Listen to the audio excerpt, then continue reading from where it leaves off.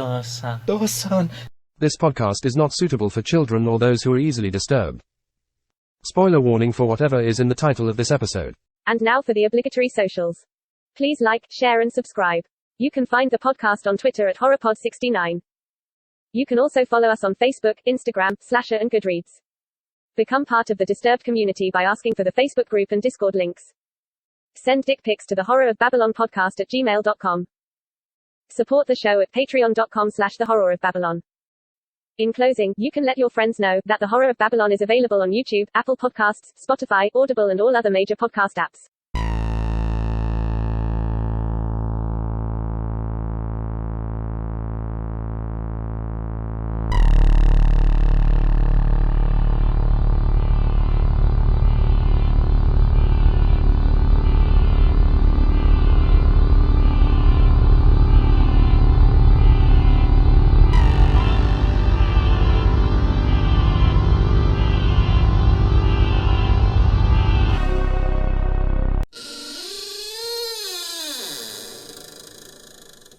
Welcome to episode 71 of The Horror of Babylon, where we are discussing Ring Kanzenban.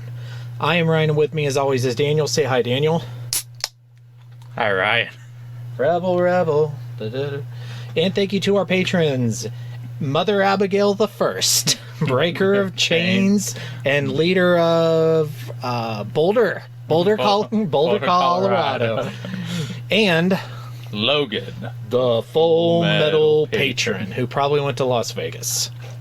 And special thanks to Four Horsemen Comics and Gaming, which you can visit at the Morgantown Mall in Morgantown, West Virginia, or the Mall at Robinson in Pittsburgh, Pennsylvania, and say hello to Trash Can Man himself, Ronald III, the garbage person of Christmas. my life for you. Is that what he says every time he hands us Patreon money? Yeah. He even wears the Ezra Miller leather get up. Oh no, he's Ezra Miller, Trash Can Man. Yeah. The worst Trash Can Man. All right, trigger warning. This movie contains, and our discussion about this movie will contain discussions of rape and incest. Yeah, it will. Yeah, it will. So if that triggers you, beware. Listeners, beware. You might be in for a scare. If we could steal that old cookie from R.L. Stine. And now, our history with Ring in 1995, otherwise known as Ring Kanzenban. I've never seen it before until the last two nights. Daniel? I've always been a big fan of the Ring franchise. You know, I've seen a bunch of the movies. I even have a soft spot in my heart for Sadako versus Kayako. My favorite horror movie of all time is The Ring. And so I watch a lot of YouTube channels that cover Japanese horror media. And a couple years ago, a YouTube channel that at the time was called Japanophile, they've recently changed their name to ZD Japan, I think, did a history of the Ring franchise. And they brought up Ring Kanzenban. And I was like, I've never heard of this. So I started looking, couldn't find it anywhere. I found out it was on YouTube, and I watched it on YouTube. It was kind of edited on YouTube. This one's a little less edited. If this one was edited, I'm afraid to see the regular one. Yeah. I think the one that we watched was the unedited one. The one that was on YouTube was a little bit more clipped away. Okay. I did get this one from YouTube, but wow. There were also, when I was looking for it on YouTube, there were multiple different postings. Okay, the first one I watched cut out some things, or cut away at some point.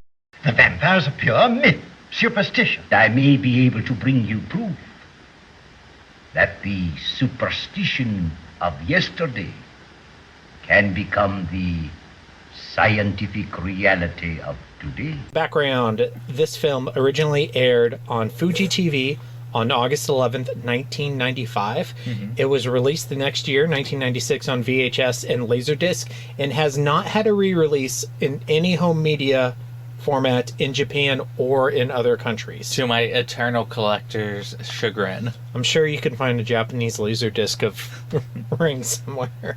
I've actually looked. So when it was aired on TV, the title was just Ring. And then Kanzenban actually translates as Complete Edition, and that was added to the title for the VHS release. So when we're calling it Ring Kanzenban were actually just like calling it by like the DVD title, like Ring Special Edition. So really the title of the movie is just Ring, but at least by saying Kanzenban, that kind of helps separate it from all the 100 other adaptations. Yep, and there are a lot. According to the wiki article for this movie, the home media release on VHS and Laserdisc has changes from the original version that was aired on TV. What? I don't know. Maybe what Daniel was talking about was somebody either like uploaded the home media one. Well, I'm wondering if like the home media one is the one with the extra stuff. Yeah, so I don't know. I also don't know. I also don't know if maybe that it was just somebody on YouTube edited something out to not get like because the video taken down. There were things in this movie that I was surprised to see still on YouTube. Well, just on TV, like that being obviously Japanese TV is different from American TV, but still I was a little But we'll get to that. Yeah, we will get to that. Because this film has never had a domestic release, it is totally legit and fine and legal to watch it on YouTube. There's no issue there. And obviously the people who own the rights to this movie in Japan don't care, so no worries. They should sell me the rights so I can release it on... I'm just going to release it on Laserdisc again. That's you should also do Betamax tapes and VHS again and HD DVDs. I always said that if they ever did like another Ring movie that they should go out of their way to release a VHS copy just because cursed tape. Or at least like the Blu-ray could come with like a VHS, like a collector's edition. I'm sure they'll make another one at some point. Yeah. For more information on this, see the book J-Horror, The Definitive Guide to the Ring, The Grudge, and Beyond by David Kalat. Oh, I need to read that. That was the source for the Wikipedia article I read. Wow. Of course, this film is an adaptation of Koji Suzuki's novel Ring. It's the first adaptation, the first of many. It's also, at least in the fandom, considered the closest adaptation to the book. Obviously, I haven't seen many adaptations, but I can't imagine one much closer than this. Yeah. It was directed by Chisui Takagawa, who this is only one of 4 times that he directed overall. And since his last directing job, he's been working as a TV producer. He changed from a director to producer and has had a long career since then. That's what I want. I want to be a producer. Now, I want to be an executive producer. Not do anything, yeah. Just rake in the money. Yeah. That's my dream. The teleplay was co-written by Taizo Soshigaya, who this is their only credit on IMDb, the only thing they ever worked on, probably because they watched the tape and died 7 days later. That's what I was thinking. You know how they release this on VHS? Mm-hmm. I think everyone would go out their way to buy the Laserdisc version just in case. I have something to say about that. Okay. I'm going to save it for scary shit. And the other co-writer of the teleplay was Joji Ida, who's had a good television career. They also wrote the live-action adaptation of Spiral and of Tokyo Babylon, the Clamp manga. And that's that. Another story in the classic, infallible 3-act structure. Good enough for Aristotle, good enough for The Simpsons. Mr. Sislak, I have a feeling there's going to be one more act to this story. Well, I'm not hanging around for that. 4 acts. Moving to structure and themes, let's talk about some ways that this succeeds as an adaptation. Follows pretty much a lot of the plot beats. They condense some things, like Asakawa's in the car when the motorcycle guy dies. It's not a long novel, but it is a regular length novel, so condensing any novel into a 90-minute movie is challenging. So they had to squish some things together. Yeah. But none of that really bothered me. Yeah, that stuff doesn't bother me. Especially because it still gets, like, those scenes from the book in there. Yeah. And then lets you move at a brisk pace. Mm-hmm. Honestly, on the second read of the novel, I was surprised, like, at how brisk a pace it moved. I think I finished it in less than 3 days. Reading the book, I finished it in 3 days. Yeah. And that's fast for me. You have, this is the big thing, in every other adaptation of The Ring, Asakawa's sex is changed to female. So this is the only time he's portrayed as a male. This might just be me personally, but this version of Ryuji is the closest to what I pictured in my head of Ryuji in the novel. Like, in terms of looks and how he presents himself. Yes, I agree, other than they're not the same age. Yeah. Because they're peers in the novel. A lot of the other adaptations, Ryuji's too sexy. Though in the novels, for some reason, he becomes a progressively sexier in retrospect. Ryuji comes back up in the novels a lot. Good. Yeah. So... I think that just, like, in terms of plot, honestly, I just think overall it's a pretty close adaptation. I'd say, like, if I was giving it a letter or like a percent grade, it'd probably be, like, over 90. Like, yeah. It's really close. It's like either B+ or A-, like, in terms of just getting what's in the book onto the screen. And honestly, for what it is, I'll be honest, I was not expecting much out of this. I was kind of expecting to not like it. And like the book, it surprised me, and I enjoyed it a lot more than I thought I would. Yeah, it wasn't too bad. It's not perfect, which we will get to. It is not perfect. But if you can just kind of get past the fact that it was filmed on video, it was made on videotape and not film, and looks like a home movie, and get past like the awful cinematography where they just basically frame every room, and there's also some weird editing choices, like the speed ups. Yeah. I've noticed that a lot of when we get to the first Japanese film, there's some weird editing choices of like speed up and slow downs, and like certain filters that they like to use. If you can get past that, story and character wise, it's pretty on par. Yeah. Although I acknowledge there's probably a certain demographic of the audience that will probably just never be able to sit through this. Yeah. We'll probably watch 5 minutes of it and go, I can't watch this. Oh, no, this is too hard. Yeah. You know how I've done like my thing where I put my phone away for a couple hours a day now? Mm-hmm. I did that for this movie, and I didn't miss my phone at all. Yeah, no, it's entertaining. I was like, no, I was engaged. I wrote down all my notes on the movie on paper, and then I retranslated them to my phone, nice. So it was cool. Yeah, so no, yeah, I enjoyed it. Is there any ways that it fails as an adaptation to you? Like a couple small things, but they're kind of hard to describe. You got like minor things that don't really bother me, like Ryuji not really being friends with Asakawa through life. Mm-hmm. I'm like, you could change that. Yeah. That doesn't... I mean, changing their age just changed their dynamic, because it's more like I don't want to say like a master and apprentice thing, but it's more like like an older man and a younger guy relationship, as opposed to like, not childhood friends, but like, like high school friends. It's almost teacher-student. Yeah, almost. But honestly, in the book, they sort of have a teacher-student-esque relationship anyway, because Ryuji walks him through everything. This is the first time, because in the book, this isn't really a thing, they like made Ryuji a clairvoyant. Mm-hmm. That carries through to all the Japanese adaptations. Mm-hmm. It's taken out in the American adaptation. But that's one of the... This is also the first time that they made Sadako's spirit something that they actually see and interact with. Which makes her more of a character. But if you're going like strictly by adaptation, that's not in the book. Yeah, but I wouldn't say it's a bad thing. There are some ways it's done badly in this movie. I would say that the biggest way it fails is Sadako's relationship with her father is kind of...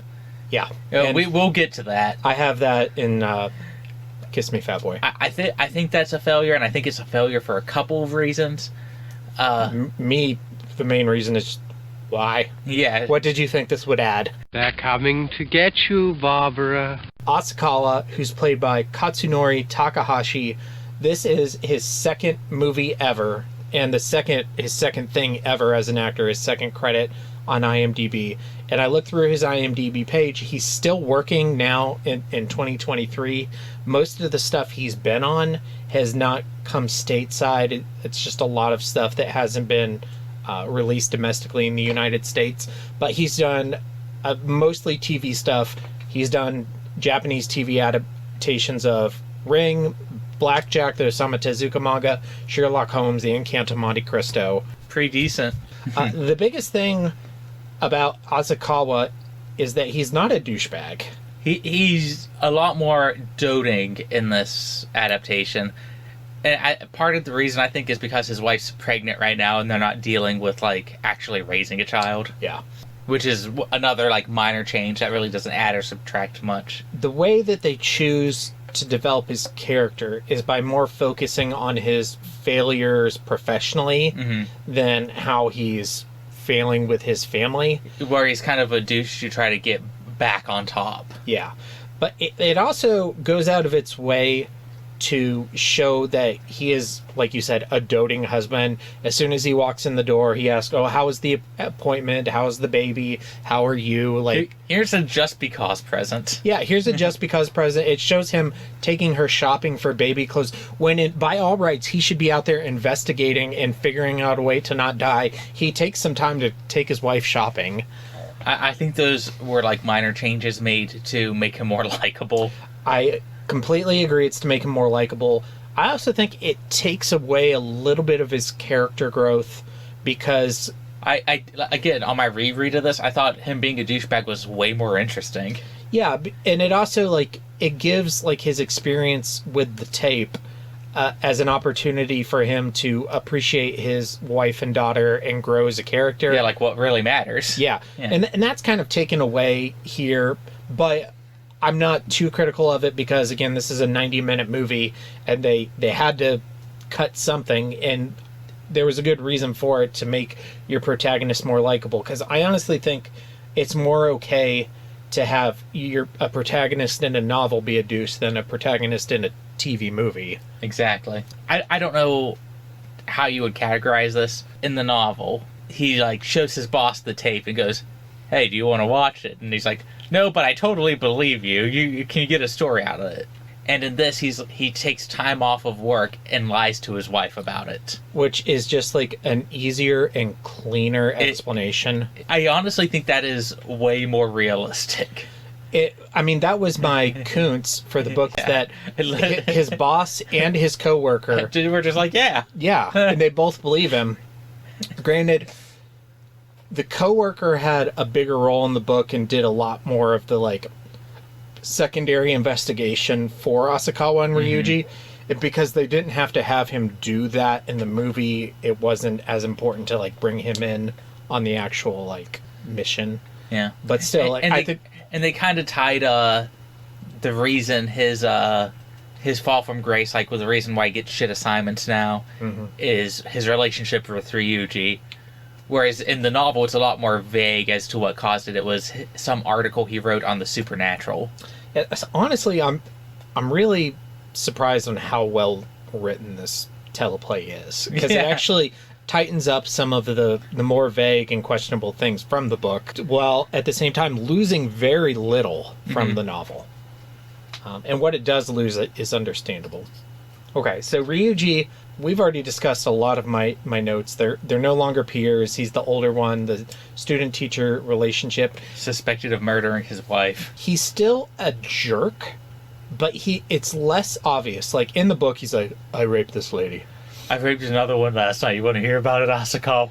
But here, like, how they show him being a jerk is when he doesn't introduce his student to Asakawa. Like, the student... It's a lot more subtle. But it's still, like, extremely rude. It's especially, like, Japanese rudeness is how I would describe it. You don't just not introduce somebody. Yeah, I don't know. He doesn't even say her name. He's like, "Oh, that's my student."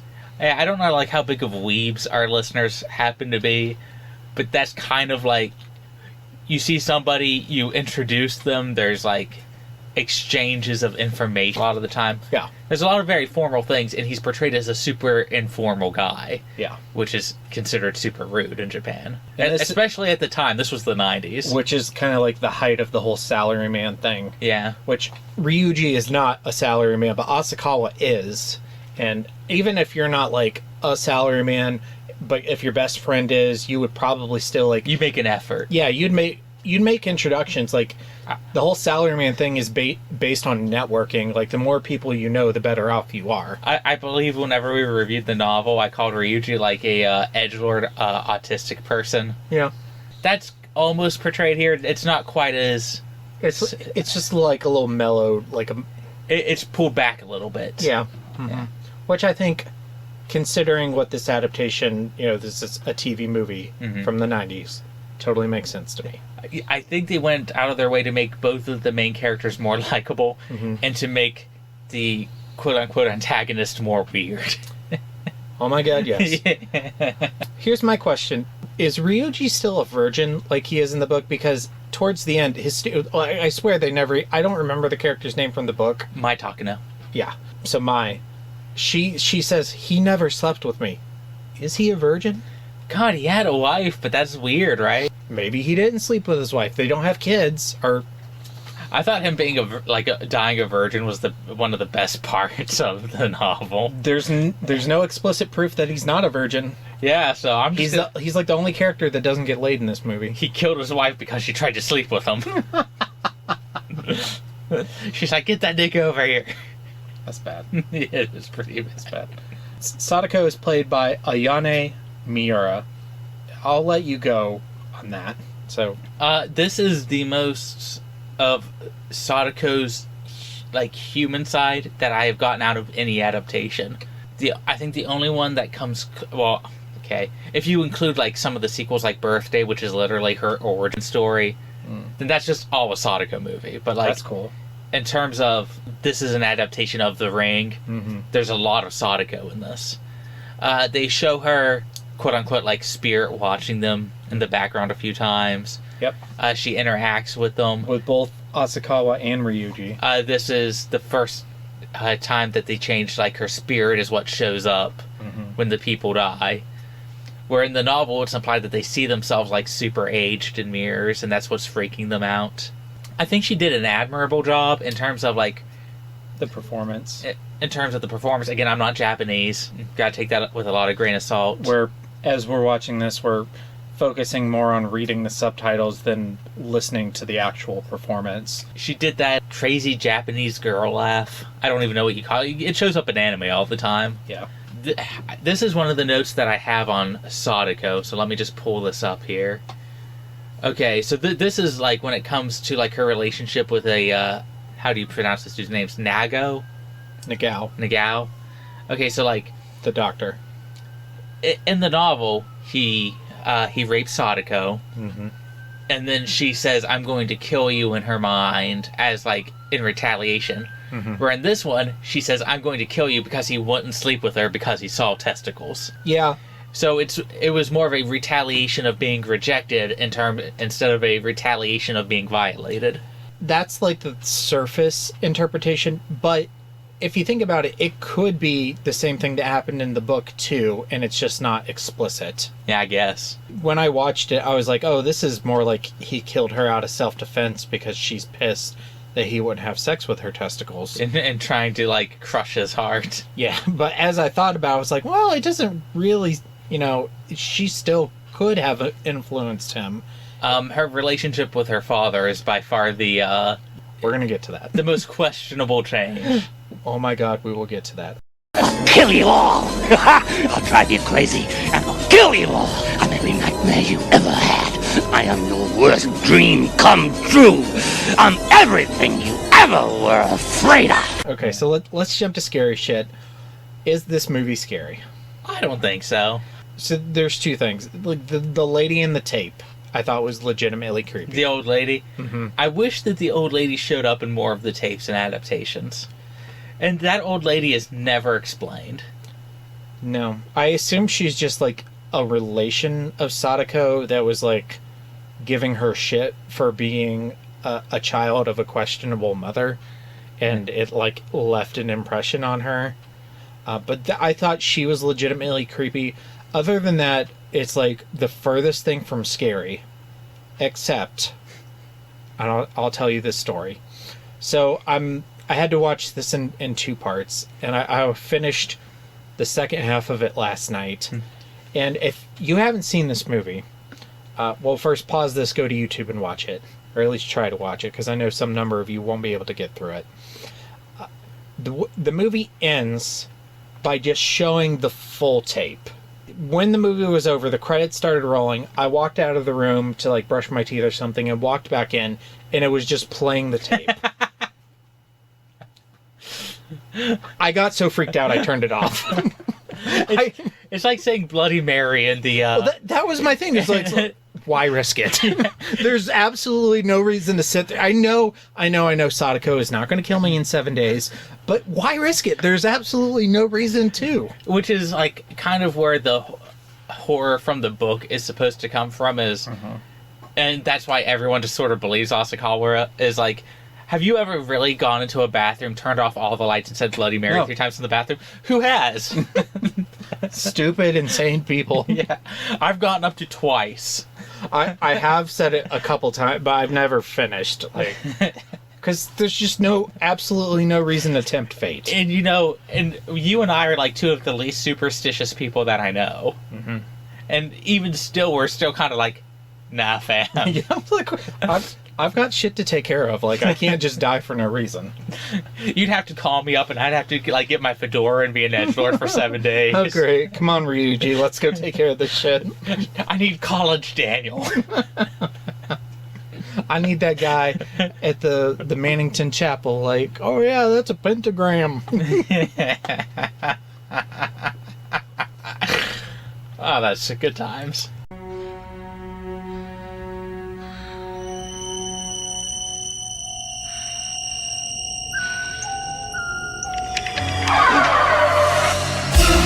Kiss me, fat boy. Kiss me, fat boy. Sometimes I forget how okay Japanese people are with incest. I can never tell if they're okay with it or if they're just more comfortable exploring it as like this weird taboo topic. I think there's a lot less stigma because it comes up as a legitimate plot point very often in media, and it's never like in American porn. Mm-hmm. It's always the stepmom, the stepdad, the stepbrothers. That's so they can get away with it. I know, but that's what I'm saying. Like, you don't have to do that in Japan. God, I can't remember where I read this or where I heard this, so you can take it with a grain of salt. I remember reading some article where, like, the Japanese are one of the few cultures that are more okay with you marrying your cousins. Mm-hmm. So it comes from a lot of that. There's less stigma in Japan about incest. Maybe I should have tried to do some research on why for this, and it's something... I think it's more interesting for us to just kind of guess. Yeah, it's something that I'm aware of. And it keeps happening. But sometimes this movie, like, really made it, like, uncomfortable. And we make, wincest jokes a lot. All the time. But when it's a dad and his daughter, like, my skin goes from not moving to crawling in like 10 seconds. I was actually taken aback the first time I saw this. I was like, wait a minute. Yeah. I was actually... Father. That was the thing. Like, it wasn't even the subtitles for me. I heard her moan Dosan, which is dad. I'm like, what? Dosan. And I'm like, I didn't know that. I learned some Japanese today. I'm like, this is not Kachan and Dosan. I'm going to change your name to Dosan on my phone. Okay, sure. I prefer Shogun, but whatever. But yeah, it's why? Like, what's the motivation?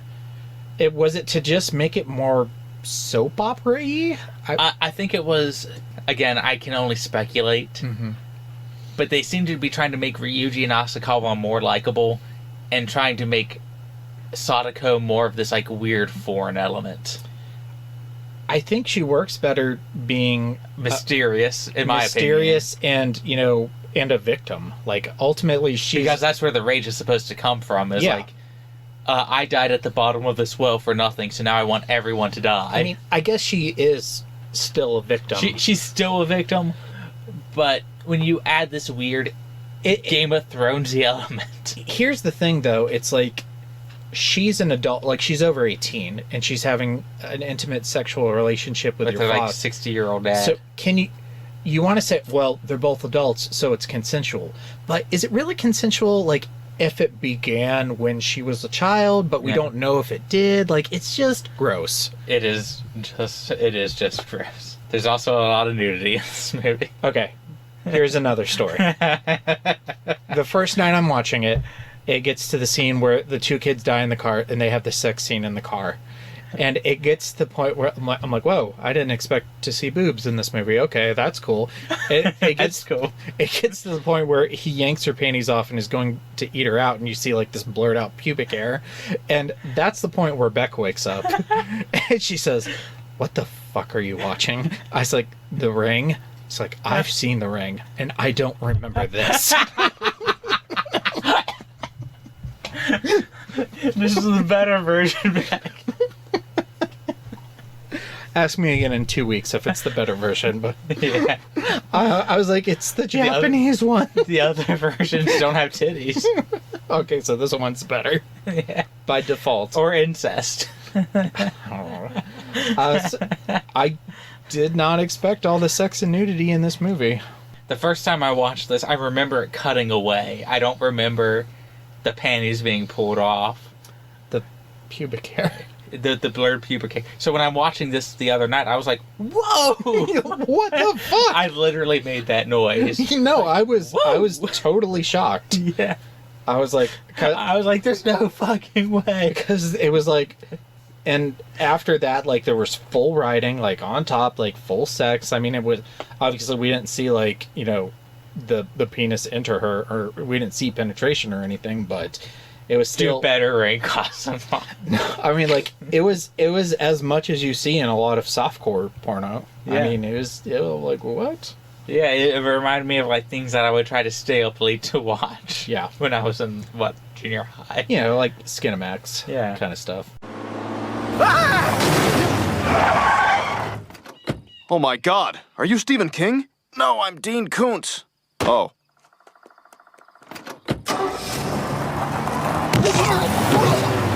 Kings and Koontz. My king for Ring Kanzenban is just probably Asakawa and Ryuji in their chemistry and just in their relationship and their team up, their buddy comedy. It's not their buddy dramedy investigation. They're just, even though they're both kind of knobs, I think they're really interesting characters and I enjoy them a lot. I was gonna say the incest is a joke, but my king's the same. Okay. And my Koontz is the incest, and I believe this is the first time ever in Horror of Babylon history that we're talking about incest and I'm not calling it wincest. Yeah. I think I also have to put that in there because I just think it was like because up until that point, this was such a close adaptation. Yeah. I was like, and it was such an unnecessary addition. Like, the only thing, like, when Ryuji was talking later in the movie, was like, oh, it's because they both felt so separate from society, and they were outsiders, so they were drawn together, and I was like, no. I prefer when you were freaking out in the book about being a virgin. Yeah. And you speculated that she wanted to be raped, because you're a weirdo. Such a fucking weirdo. Yeah. Okay, so moving on to rankings. I already ranked it, but I'll tell you, I feel like I kind of want to bump it up a little bit after talking about it even more, but here's your list. I'll let you rank it, and then I might reconsider mine. God, I think it's going to be higher than what I was thinking.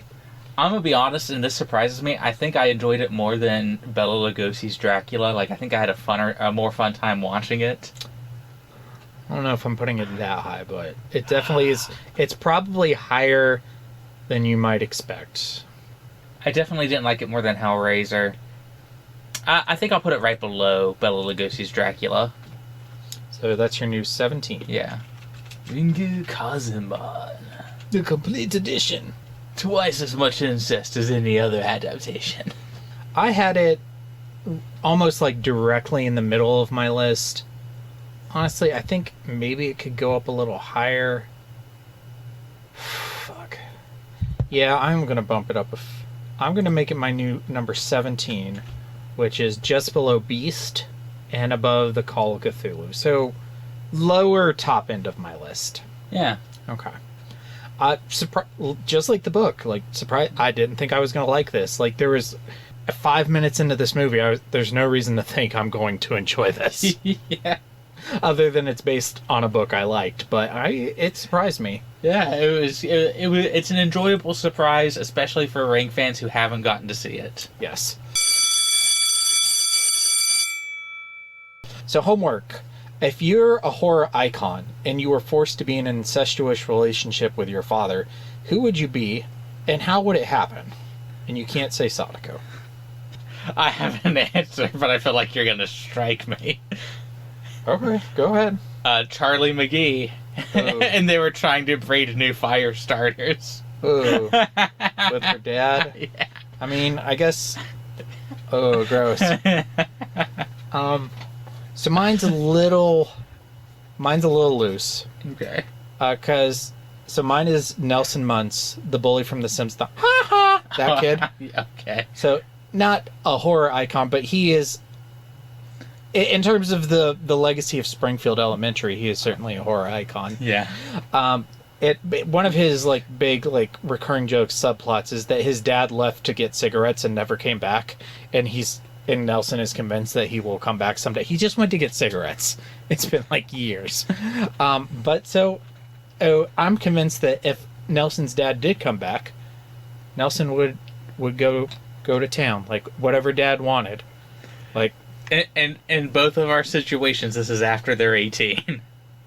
Yeah. Yeah. Yeah, it is. Burn that cigarette on me, Dad. See, I told you, Mom. I told you he was just going to get cigarettes. He's putting them out on my naked chest. That's gross. Oh, we're going to hell. Yep. All right, question for the listeners. Sadako and Dosan, incest or wincest? Reach out to us on our socials and let us know.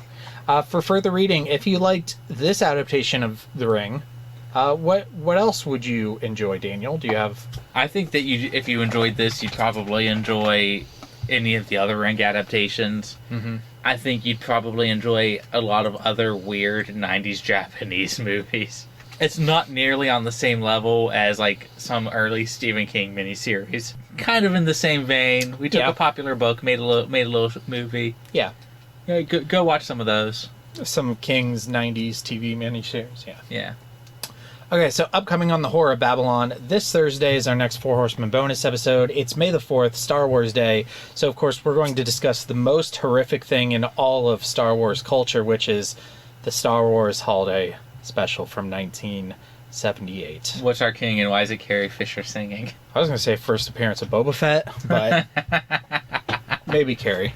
And then that Sunday, we will be doing our next Ring episode where we are covering Ring 1998, the first Japanese film adaptation of the novel, and the Ring manga by Misao Inagaki and Hiroshi Takahashi. Both very similar, so we're just meshing them together for one awesome episode. And then the next Thursday, the Blobathon, sponsored by Four Horsemen, continues with episode 2 of the Blobathon, where we will review Beware the Blob from 1972. And then we will wrap up Ring coverage on Sunday the 14th with The Ring from 2002, the American adaptation, Daniel's favorite horror movie of all time. And then we will wrap up the Blobathon on the following Thursday with the remake The Blob from 1988. And then after that, we're into Pet Sematary. Hooray! Hooray! It's so awesome. Thank you to our patrons, Abigail the First, Breaker of Chains, Mother of Dragons, and Logan, the Full Metal Patron. Not you, Logan. Daniel sucks. And thank you to Four Horsemen Comics and Gaming, which you can visit at the Morgantown Mall, Morgantown, West Virginia, or the Mall at Robinson in Pittsburgh, Pennsylvania, and say hello to the proprietor, Dosan. Ronald Dosan. Rolling around in the sheets with old Ronald Dosan. I'll be his Sadako. I'll be not if I'm Sadako first. We will be Sadako twins. Yeah, we'll be the Sadako Wings. twins. Oh, Wings of wigs. You can wear little goth black wings, okay, and I'll wear little goth white wings, and I'll be his angel Sadako, and you can be his devil Sadako. This is getting weird. We love you, Grampus. Bye, Grampus. Okay, stay tuned for our socials and stay scary. Stay scary. And now for the obligatory socials. Please like, share, and subscribe. Follow Daniel at DStarSick on Twitter. Follow Ryan at Darth Daimyo on the Bluebird app. You can find the podcast on Twitter at HorrorPod69. You can also follow us on Facebook, Instagram, Slasher, and Goodreads. Become part of the Disturbed community by asking for the Facebook group and Discord links. Send dick pics to the Horror of Babylon podcast at gmail.com. Support the show at patreon.com/The Horror of Babylon. In closing, you can let your friends know that The Horror of Babylon is available on YouTube, Apple Podcasts, Spotify, Audible, and all other major podcast apps. Stay scary.